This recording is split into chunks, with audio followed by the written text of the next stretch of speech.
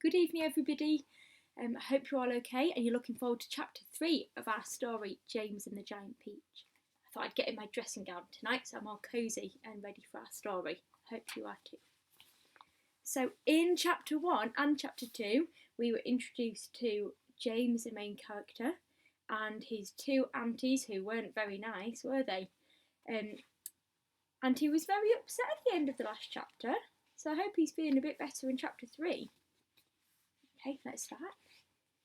It was at this point that the first thing of all, the rather peculiar thing that led to so many other much more peculiar things happened to him. For suddenly, just behind him, James heard a rustling of leaves, and he turned around and saw an old man in a funny dark green suit emerging from the bushes. He was a very small old man, but he had a huge bald head and a face that was covered all over with bristly black whiskers. He stopped when he was about 3 yards away, and he stood there leaning on his stick and staring hard at James. There's a picture of him here. When he spoke, his voice was very slow and creaky. "Come closer to me, little boy," he said, beckoning to James with a finger. "Come right up close to me and I will show you something wonderful." But James was too frightened to move. The old man hobbled a step or two nearer, and then he put a hand into the pocket of his jacket and took out a white, small paper bag. "You see this?" he whispered, waving the bag gently to and fro in front of James's face. "You know what this is, my dear? You know what's inside this little bag?" Then he came nearer still, leaning forward and pushing his face so close to James that James could feel breath blowing on his cheeks. The breath smelled musty and stale, like air in an old cellar. "Take a look, my dear," he said, opening the bag and tilting it towards James. Inside it, James could see lots of tiny green things that looked like little stones or crystals, each one about the size of a grain of rice. They were extraordinarily beautiful, and there was a strange brightness about them, a sort of luminous quality that made them glow and sparkle in the most wonderful way. "Listen to them," the old man whispered. "Listen to them move." James stared into the bag, and sure enough, there was a faint rustling sound coming up from inside it.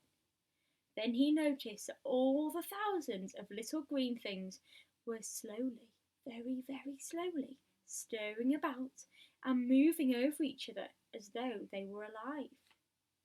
"There's more power and magic in those little things than in all the rest of the world put together," said the old man.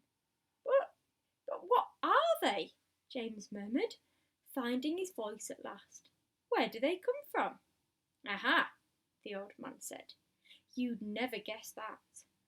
He was crouching a little now and pushing his face still closer to James until the tip of his long nose was actually touching the skin on James's forehead. Then suddenly he jumped back and began waving his stick madly in the air. "Crocodile tongues!" he cried. 1,000 long, slimy crocodile tongues boiled up in the skull of a dead witch for 20 days and nights, with the eyeballs of a lizard. Add the fingers of a monkey, the gizzard of a pig, the beak of a parrot, the juice of a porcupine, and 3 spoonfuls of sugar. Stew for another week, and then let the moon do the rest. All at once he pushed the white paper bag into James's hands and said, "Here, you take it. It's yours." And that's the end of chapter 3. I wonder what they are.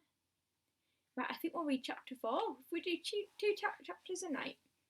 So, chapter 4. James Henry Trotter stood there clutching the bag and staring at the old man. "And now," the old man said, All you've got to do is this. Take a large jug of water and pour all the little green things into it.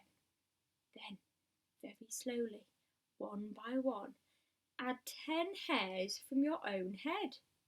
Then it sets them off. It gets them going. In a couple of minutes, the water will begin to froth and bubble furiously. And as soon as that happens, you must quickly drink it all down, the whole jugful in one big gulp. And then, my dear, you will feel it churning and boiling in your stomach, and steam will start coming out of your mouth. And immediately after that, marvellous things will start happening to you. Fabulous, unbelievable things. And you will never be miserable again in your life. Because you are miserable, aren't you? You don't need to tell me. I know all about it. Now, off you go and do exactly as I say. And don't whisper a word of this to those two horrible aunties of yours. Not a word. And don't let those green things in there get away from you either. Because if they escape, then they will be working their magic upon somebody else instead of you. And that isn't what you want at all, is it, my dear? Whoever they meet first, be it bug, insect, animal or tree, they will be the one who gets the full power of their magic. So hold the bag tight, don't tear the paper. Off you go, hurry up, don't wait. Now's the time, hurry. And with that, the old man turned away and disappeared into the bushes. The end of chapter 4. I can't wait to read chapter 5 and find out what happens. But that's it for today. So good night and we'll see you tomorrow.